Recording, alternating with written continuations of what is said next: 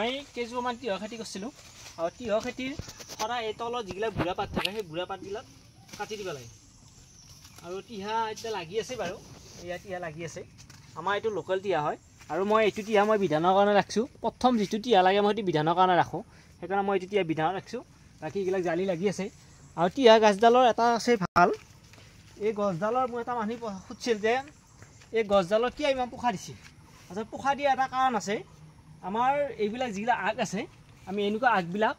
এইটো মেইন আমি যিটো আমাৰ গছৰ মেইন আগ আছিলে সেই মেইন আগটো আমি কাটি দিছিলোঁ দিয়াৰ কাৰণে এইবিলাক পোখা গোটাই পোখা আহিছে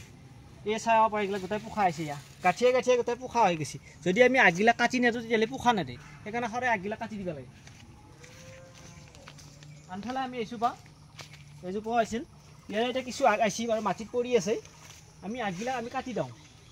এতিয়া ইয়াৰে যিডাল মেইন আগ আছিলে মেইনডাল কাটি দিছোঁ আমি এইডাল যেনিবা এই আগডাল যদি আমি এইখিনিত আমি কাটি দিয়া যায়